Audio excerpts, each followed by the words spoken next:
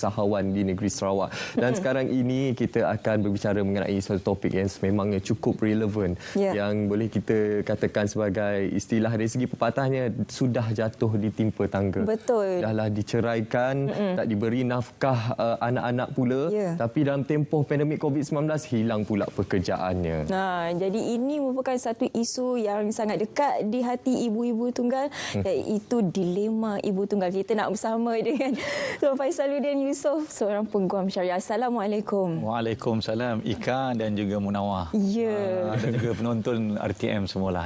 Baik, seperti Munawar katakan tadi, dah jatuh ditimpa tangga pula. Tapi sebelum kita nak ke ditimpa tadi itu, bila seseorang wanita itu bercerai, sebenarnya bagi mereka ingat macam okey, dah settle. Sebenarnya belum selesai lagi. Ada lagi langkah-langkah seterusnya yang tapi kebanyakan wanita ini tidak tahu. Mungkin Tuan boleh terangkan mengenai perkara ini. Terima kasih Ika mewakili suara ibu tunggal. Tapi Ika bukan ibu lagi kan? Saya belum ibu lagi. Pandai saya mengorek rahsia. Nampak. Okey, begini ibu tunggal ni biasalah ada yang menjadi ibu tunggal kerana berpisah mati. Suami meninggal dunia tapi dalam setengah keadaan jodoh tak panjang, maka berlaku perceraian. Bila bercerai ni biasanya lah kebiasaan. Saya tak kata semua, tetapi kebiasaannya bila ada anak kecil, ada anak, biasanya si ibu lah ataupun si isteri yang diceraikan itulah yang lebih rasa bertanggungjawab, menjaga anak, dan juga dalam keadaan tertentu ramai yang menjadi mangsa kepada bekas-bekas suami yang culah, yang tak nak memberi tanggungjawab atas apa-apa alasannya. Tambah-tambah lagi zaman sekarang ni kan, waktu dipanggil, waktu kita mengalami wabak COVID-19, bukan sahaja wabak tetapi ramai juga yang hilang punca pendapatan, dah tak mampu nak beri nafkah dan sebagainya. Cuma menjawab apa yang Ika tanya tadi bila dah berlaku perceraian, kadang-kadang ada isteri ni kan, dia nak lepas daripada suami saja. Sebab dia dah sampai ke peringkat dia dah hilang sabar dah. Bukan setakat meluat menyampah kata orang kan. Bukan tu, dia dah lebih kepada dia tak boleh sabar dah. Dia tak boleh get along. Jadi dalam keadaan begini dia kata tak apalah, yang penting berpisah. Tapi rupa-rupanya bila dia berpisah, dia jaga anak, baru dia faham dari hari ke hari bahawa nak menjaga anak sendirian ni susah. Betul. Bukan saja susah nak menjaga anak tu dari segi fizikalnya, tapi dari segi maintenance-nya. Anak tu semakin membesar, perlukan duit untuk berbelanja. Apatah lagi sekarang ni, macam anak-anak saya, alhamdulillah anak saya tak ramai, 2 orang je kan. Setiap seorang kena ada komputer. Sebab sekarang ni belajar menggunakan online kan. Komputer bukannya murah jadi bayangkan kalau anak ramai, ibu tunggal yang tak ada pendapatan tetap, kerjanya bergantung kepada pendapatan harian. Macam mana situasi mereka? Saya sedih dan kesian. Tapi apakan daya, saya tak mampu nak membantu semua kan. Macam itu. Itulah. Tapi ibu-ibu tunggal jangan rasa orang kata macam tak ada pengharapan. Kita kena berjuang untuk menjaga hak kita dan juga hak anak-anak kita tu. Bekas suami ni ada tanggungjawabnya. Kalau mereka tak nak memberi tanggungjawab tu secara sukarela, maka kita wajib mendapatkan pembelaan tu di mahkamah. Di mahkamah dapatkan tuntutan nafkah anak. Nafkah itu bukan wang saku bulanan saja. Ada pecahan dia, nafkah untuk sekolah, untuk hari raya, kesihatan, untuk belanja-belanja. Walaupun mungkin ibu tunggal tu mungkin satu hari nanti dia berkahwin pula, dia dapat jodoh kahwin dengan orang lain kan. Tapi tanggungjawab anak dia bersama bekas suami tu, si suami tu ataupun si ayah tak boleh langsung dia lepaskan tanggungjawab dia sampai bila-bila, sampailah dia dijemput oleh Allah SWT. Tapi tak adalah sampai peringkat itu saja perempuan semuanya. Dalam keadaan begini, saya alhamdulillah semalam lepas saya dapat soalan ataupun tajuk ni daripada Faiz awak punya penerbit kan. Saya pun cubalah telefon beberapa kawan-kawan yang bekerja di dalam beberapa agensi kerajaan.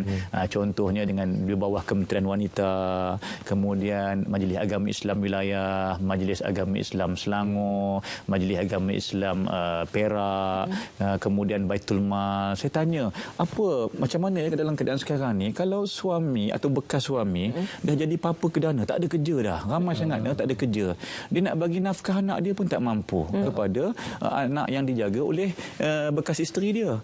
Macam mana pembelaan yang sepatutnya? Kalau nak ke mahkamah mungkin proses tu lama. Kalau dah dapat perintah mahkamah pun, kalau suami suami itu ataupun bekas suami tak mampu nak bayar, macam mana ibu-ibu tunggal ni nak dapatkan pembelaan?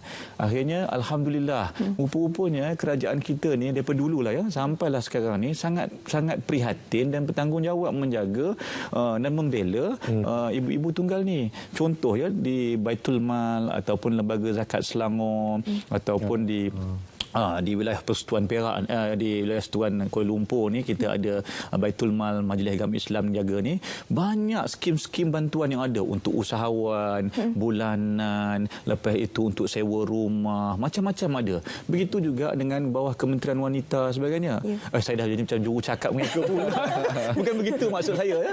Maksud saya ada penyelesaian. Ada penyelesaian yang kita boleh dapatkan pembelaan dan hak kita tu dijamin, dijaga. Bukan kadang-kadang ada, saya faham, bukan suami ni atau bekas suami, bekas ayah ni tak nak bertanggungjawab. Kadang-kadang ada tuntutan tu melampau sangat etika. Etika apa tu? Syafiqah. Melampau sangat ya. Suami tu pendapatannya contoh ya bawa Grab aja. Paling tinggi kalau dulu waktu tak ramai rider, mungkin gajinya berpuluh-puluh ribu. Tapi dengan rider dah makin ramai, kerja dah makin kurang, mungkin nak dapat 2-3 ribu. Saya sembang dengan Grab baru-baru ni, dia kata susah bang nak dapat banyak. Bayangkan kalau bekas isteri menuntut sampai 3,000 juga sebulan untuk nafkah anak. Manalah dia mampu kan? Jadi macam mana dapatkan bantuan daripada pihak berkuasa? InsyaAllah. Cuma nak dapat bantuan dari pihak berkuasa ni adalah caranya. Ada borang perlu diisi, apa dokumen-dokumen sokongan. Kemudian ambil masa sedikitlah. Sebab contohnya macam zakat. Duit zakat itu duit amanah. Duit amanah kita yang membayar zakat. Jadi bila nak diberi, dia kena tengok betul ke asnaf ni. Ramai juga ibu tunggal dan janda yang kaya-kaya. Bukan tuan. Tadi tuan bercakap mengenai bagi bekas suami yang tidak berkemampuan. Bagaimana pula ada suami yang sememangnya berkemampuan, bekerja tetap tapi masih juga culas untuk menunaikan tanggungjawab mereka. Bagaimana untuk kita memberi pemahaman kepada ibu tunggal di luar sana, apa antara tuntutan, mekanisme terbaik untuk mereka menurut peruntukan undang-undang yang boleh mereka lakukan? Okey, nombor 1, jangan berlengah walaupun sekarang ni dalam waktu PKP, hubungi pihak berkuasa, itu mahkamah. Mahkamah saja yang boleh mengeluarkan perintah. Ahmad sebagai contoh, Ahmad kau kena bayar bulan-bulan kepada contoh bekas isteri sebab anak-anak kecil lagi bawah umur yang sebagai penjaga kepada anak nanti, sekian jumlah. Saya tak mampu. Tengok slip gaji pendapatan, 20,000 sebulan tak mampu. Orang lain punyalah tak ada kerja kan. Tengok lagi 3-4 ribu ada pendapatan, takkanlah 100-200 tak boleh bagi langsung.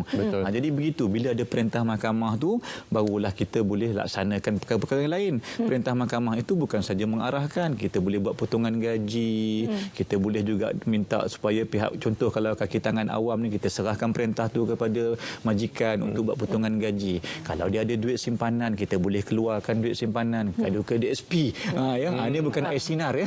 Yang lain ya. Maknanya boleh ambil duit tu, dapatkan arahan, keluarkan duit untuk perbelanjaan anak-anak kita juga. Cuma mungkin anak kita tu tak depan mata kita.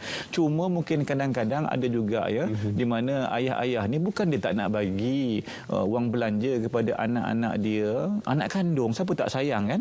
Walaupun dia tak duduk depan mata kita, dijaga oleh bekas isteri kita, tapi ada juga contoh ya, bukan semua ya, yang bekas isteri ni menghalang ayah nak jumpa anak. Bukan nak jumpa tiap-tiap hari pun, nak jumpa mungkin seminggu sekali, sebulan sekali, langsung tak dibagi. Jumpa depan tu guard je, depan guard bagi duit gitu dah.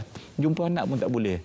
Telefon, ya betul boleh bercakap telefon, tapi tak sama bila berjumpa begini. Betul tak kan Munawar kan? Betul. Walaupun tak boleh dekat kan.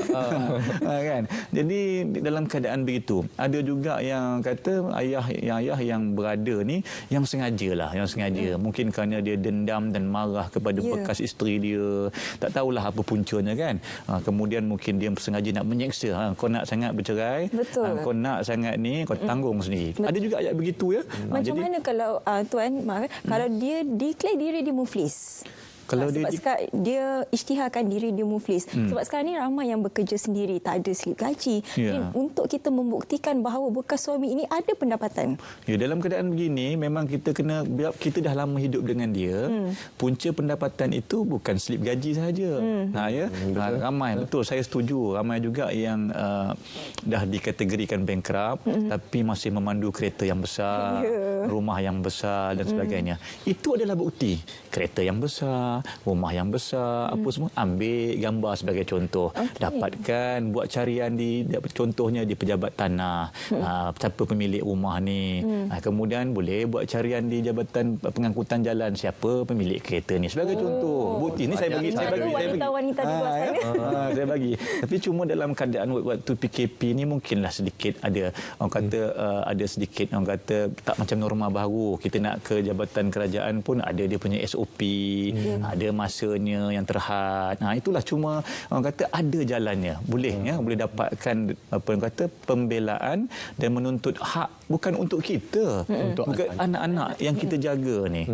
Kalau kita bagi kat dia, dia pun mungkin tak mampu nak jaga anak-anak yang kecil. Betul. Saya mengaku saya sebagai seorang ayah, sebagai seorang lelaki nak jaga anak ni satu hari saya pun kadang-kadang pening dah. Walaupun anak saya 2 orang je, tapi alhamdulillah sekarang anak saya dah besar. Jadi dia orang dah boleh bawa diri sendiri, boleh urus senang sikit. Tapi kalau anak tu kecil, pening juga saya ni. Itulah tuan. Tadi kita bercakap berkenaan dari situasi ibu tunggal kan. Kita bercakap mengenai situasi bekas suami pula. Mengapa kelompok ni nak bela bapa tunggal ni?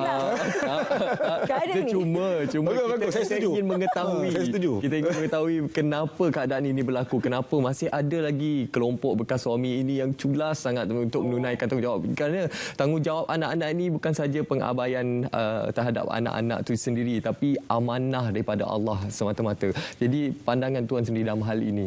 Dalam perkara begini kenapa isu dia kenapa masih ada ayah-ayah ataupun bekas suami yang tak menjaga anak diserahkan kepada bekas isteri bulat-bulat jaga, langsung dia tak bertanggungjawab dari segi, jangan kata dari segi RM1, pergi ziarah pun tidak, telefon tidak, serah bulat-bulat.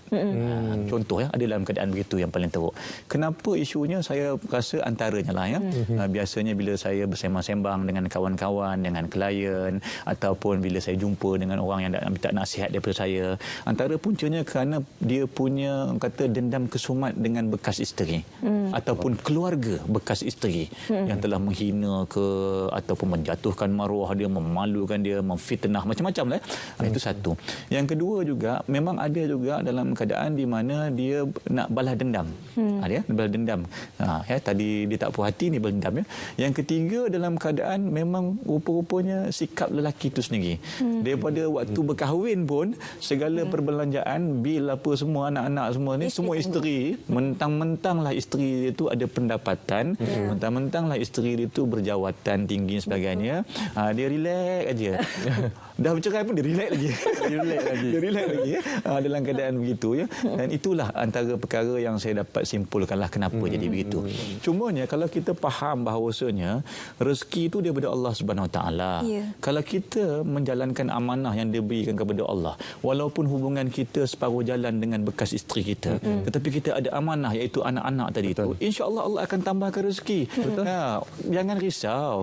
Kata orang tua-tua, ulat dalam batu pun boleh makan kan? Apatah lagi waktu sekarang ni, waktu kita tengah buntu PKP macam saya kan, duit sewa nak kena bayar juga, kaki tangan punya staf punya gaji nak kena bayar juga, tapi pendapatan tak masuk-masuk. Macam mana ni kan? Tapi insya-Allah kita yakin dengan Allah SWT. Yakin dengan Allah. Minta bantuan. Kalau katakanlah bekas suami puan-puan tak memberi kerjasama, dah dapat perintah mahkamah pun dia masih lagi engkar dan enggan sebagainya, jangan orang kata bersedih ataupun jangan rasa hampa, jangan rasa kecewa. Dapatkan juga bantuan daripada contoh pusat zakat, Baitul Mal, agensi-agensi kerajaan, tekun dan sebagainya. Kita bina balik diri kita ni, kita buktikan. Tak apa, kau tak nak bantu ataupun tak nak bertanggungjawab dengan anak-anak kau, ya, tak apa. Kita buktikan kita walaupun ibu tunggal, kita boleh melahirkan ramai orang yang berjaya. Anak-anak kita berjaya, lebih berjaya daripada ayah dia satu hari nanti. Kan? InsyaAllah. Mudah-mudahan. Bila kita bercakap mengenai nasib ibu-ibu tunggal ni ataupun wanita yang telah bercerai ni, mungkin mereka tidak tahu apakah hak mereka, bagaimana untuk mendapatkan itu kerana tidak cukup ilmu ataupun mungkin sebenarnya mereka memerlukan lantikan peguam. Sebab bila kita dah masuk ke mahkamah ini, banyak prosedurnya, banyak borang yang perlu diisi. Nak kena buat hujahan bertulis lagi. Mungkin pada awalnya kita boleh bela diri sendiri, tapi tiba-tiba hakim cakap awak kena buat hujahan bertulis. Dah macam mana pula nak buat hujahan bertulis kalau tak ada peguam? Masalahnya ialah dari segi kekangan kewangan. Nak buka fail saja, kalau you tak ada 2,000 jangan cakap. Betul tuan? Tak ada 2,000 jangan cakap. Allahuakbar. Jadi ibu tunggal ni mana nak cari duit? Ada bantuan tak untuk menyediakan peguam? Bantuan guaman. Okey, sebenarnya ya, dalam pusat zakat, lembaga zakat atau Baitul Mas setengah-setengah negeri ya, dia ada bantuan nama skim asnaf guaman. Memang ada ya. Tapi kena rujuklah dengan ya, dengan pihak Baitul Mal sebagai contoh ya. Yang kedua, pihak kerajaan sendiri pun ada menubuhkan dari Biro Bantuan Guaman, ya. Baik Biro Bantuan Guaman untuk kes-kes civil ataupun Biro Bantuan Guaman untuk kes syariah pun ada, boleh dapatkan ya. Yang ketiganya, rasanya dalam keadaan sekarang ni semua adalah waktu untuk survive saja. Saya tak fikir waktu-waktu begini ada peguam ataupun rakan-rakan saya di sana nak mengambil kesempatan di tak tala orang kesempitan. Kita jangan begitu. Betul. Kalau orang kata orang tu tengah ada kesulitan, kita bantu, tetapi jangan sampai peringkat menzalimi kita pula buat kerja pro bono kata orang. Asyik amal jariah tak boleh. Kita kena tanya dia, puan, berapa puan boleh bantu saya? Saya akan bantu puan berapa? Tak apalah. Saya faham. Mana tahu hari ini hari puan tengah sulit. Besok entah puan-puan jadi hebat, jadi tokeh kosmetik, macam-macam, dapat jual produk macam-macam. Jangan lupa saya pula puan. Sebagai contoh kan. InsyaAllah dapatkan bantuan tu, dapatkan dan juga saya faham. Kadang-kadang ya, bila memang kita ada kes, kita Syafiqah ya, Ika macam peguam tadi ya. Macam awak ni pelajar undang-undang ke? Patutlah. Nak buat ujahan susah. Memang betul. Kadang-kadang ya, puan-puan ataupun abang-abang yang bapa tunggal kan. Kadang-kadang kita ada good case, kita ada strong case, kita tahu segala-galanya. Tapi bila sampai mahkamah, rupa-rupanya tidak cukup dengan sekadar tahu sahaja. Tidak cukup dengan sekadar kita melalui pengalaman. Kena ada buktinya. Kadang-kadang nak bawa bukti pun ada prosedurnya. Kadang-kadang kita ni tak faham. Kita ni adalah, bukan semua orang faham. Munawar tak tahu undang-undang, tapi Ika tahu. Itulah dia, banyak yang jadi kita kena pelajari. Dapatkan bantuan dan nasihat daripada mereka yang insya-Allah ada peguam-peguam yang boleh bantu. Kalau tak ada, boleh dapatkan daripada Majlis Agama Islam. Ada skim-skim boleh bantu sebagainya. InsyaAllah. Jangan putus asa, jangan kecewa. Wala tahinu wala tahzanu. InsyaAllah. Yang penting jangan putus asa dalam untuk memperjuangkan nasib dan juga nafkah anak-anak. Terima kasih kita ucapkan kepada Tuan Faizaluddin Yusof, Peguam Syari'i, atas perkongsian yang cukup menarik kita bawakan pada hari ini berkenaan dilema ibu tunggal. Ingat Munawar, suami memberi nafkah adalah kewajipan. Isteri meminta wang daripada suami adalah hak. Tetapi suami meminta duit daripada isteri bukan hak tak boleh kewajipan isteri untuk memberi duit kepada suami. Ini tak adil. Ini tak adil. Renung-renungkan. Selamat beramal, tak ada. Okey, sekarang ni kita dah sampai ke penghujung rancangan. Jadi kita ingin mengucapkan terima kasih kepada penonton Selamat Pagi Malaysia kerana terus setia bersama kami sehingga ke akhir rancangan. Ya, apapun kita tinggalkan anda dengan lagu ini, dan juga terima kasih sekali lagi kita nak ucapkan kepada Tuan kerana sudi bersama dengan kita hari ini. Jadi kita akan kembali semula esok pastinya di saluran berita ATM My Preview 1, 2, 3. Terima kasih sekali lagi kepada anda semua. Saya Syafiqah Ishak dan saya Munawar mewakili kru penerbitan Selamat Pagi Malaysia mengucapkan selamat Hari Jumaat. Assalamualaikum.